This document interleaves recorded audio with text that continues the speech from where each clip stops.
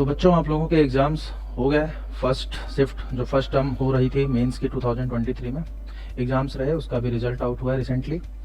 तो आशा करता हूँ आप लोगों के रिजल्ट्स सही आए हों, आपके एक्सपेक्टेशन के हिसाब से आए हों।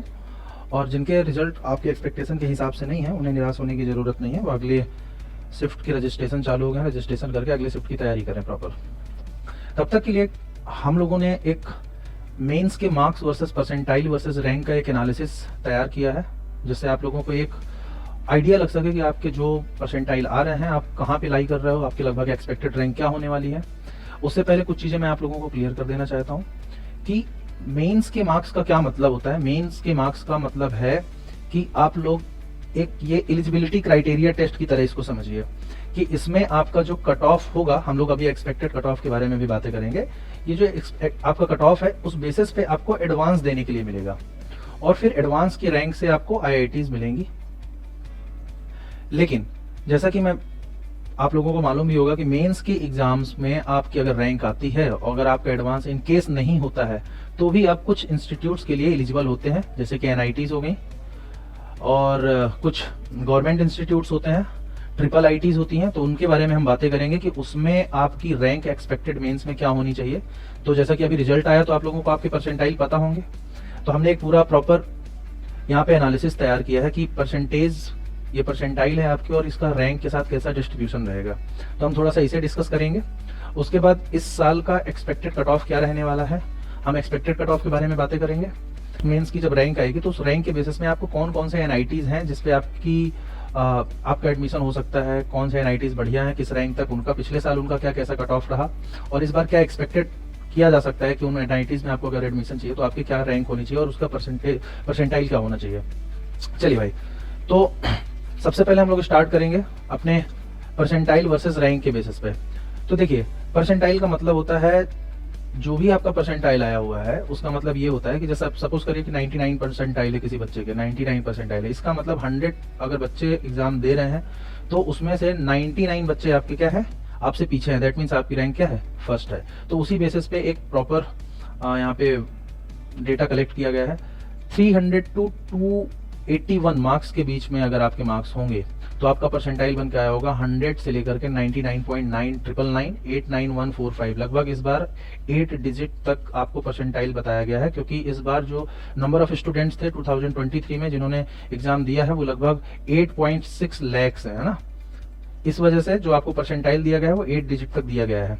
तो अगर आपका परसेंटाइल 100 से इसके बीच में है तो आप अपनी रैंक को एक्सपेक्ट कर सकते हैं 1 से लेकर 20 तक में आपकी रैंक एक्सपेक्ट हो सकती है और आपके मार्क्स इनके करस्पॉन्डिंग होगी।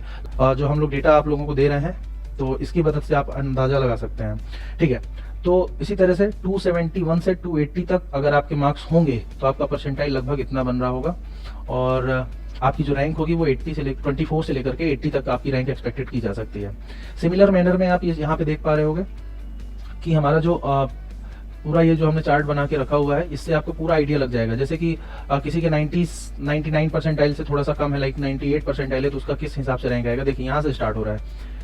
अगर आपकी परसेंटाइल 98.99 से 98.73 तक है, इसका मतलब आपके मार्क्स 141 टू 150 के बीच में आ रहे होंगे और आपकी जो रैंक बनने वाली है वो 11,678 से 9,000 के बीच में बनने वाली है। तो अब देखिए क्या हो रहा है, इसका एक कट ऑफ लिस्ट होगी, इसकी एक कट ऑफ लिस्ट होगी। उसमें ऐसा हो सकता है कि आपके मार्क्स, जैसे मैं आपकी बात करूं, यहाँ पे ध्यान दीजिए, अगर मैं कट ऑफ लिस्ट की इस बार की एक्सपेक्टेड की बात करूं तो जो देखा जा रहा है, जिस तरह से बच्चों के मार्क्स आ रहे हैं, जिस तरह से पोल्स हमने कलेक्ट किए, उस बेसिस पे हम ये कह सकते हैं कि जो जनरल कैटेगरी होने वाली है, जितने बच्चे एडवांस के लिए एलिजिबल होने वाले हैं उनका लगभग 87 टू 90 परसेंटाइल वाले, 87 परसेंटाइल टू 90 परसेंटाइल वाले अपने आप को ये मान के चले कि उन्हें एडवांस देने का मौका मिल रहा है। तो अब आप एडवांस की तैयारी में लग सकते हैं प्रॉपर। आपका इस बेसिस पे हम ये कह सकते हैं कि आप एडवांस की तैयारी में लग सकते हैं। इसी तरह अगर ईडब्ल्यूएस का देखा जाए तो 63 से लेकर के 67 परसेंटाइल तक के बच्चों का आप एक्सपेक्ट कर सकते हो कि आपको एडवांस का मौका मिलने वाला है। सिमिलर मैनर में ओबीसी का 67 से 72, एससी का 43 से 47 और एसटी का 25 टू 30 परसेंटाइल। अब आप देख पाए, जैसे अगर मैं बात करता हूं किस रैंक तक में, तो आप देख पाएंगे कि हमारा जो एक्सपेक्टेड कट ऑफ एनालिसिस कहता है कि 87 टू 90 परसेंटाइल के बीच में आपको एडवांस देने का मौका मिलेगा। इसका सीधा सा मतलब ये होता है कि आप इस रैंक तक, आप रैंक एनालिसिस में अगर जाएंगे, देखें यहाँ पे आ जाते हैं रैंक एनालिसिस में, हम देख रहे हैं कि 87 टू 90, राइट, 87 टू 90 परसेंटाइल, मतलब लगभग इसमें 1 लाख बच्चे एडवांस देने के एलिजिबल हो जाएंगे, राइट। यहाँ पे आप देखें, अगर मैं इस परसेंटाइल की बात करूं तो इस परसेंटाइल में जो हमारी रैंक शो हो रही है वो 1,15,045 टू 83,000, तो लगभग पिछले साल भी 1.5 लाख बच्चों ने लगभग एडवांस दिया था, तो उसी बेसिस पे आप ये कर सकते हो।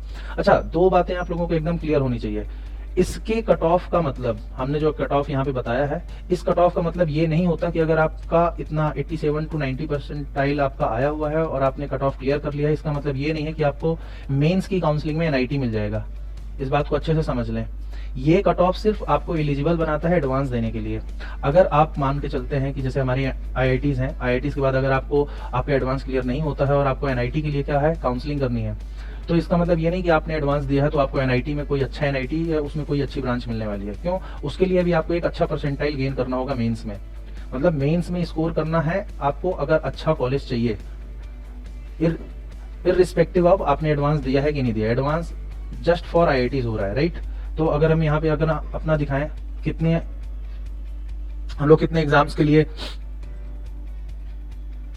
देखें यहाँ पे अगली स्लाइड में आप देख पाओगे, जैसे मैंने यहाँ पे एक पिछले साल का एक एनालिसिस रखा है। जैसे यहाँ पे अगर हमें एनआईटीज की बात की जाए तो एनआईटीज देखें हमारे पास कितनी है, हमारी जो टोटल एनआईटीज है वो 31 के आसपास एनआईटीज है हमारी इस समय, 31, 25 टू 31 कुछ अंडर प्रोसेस है।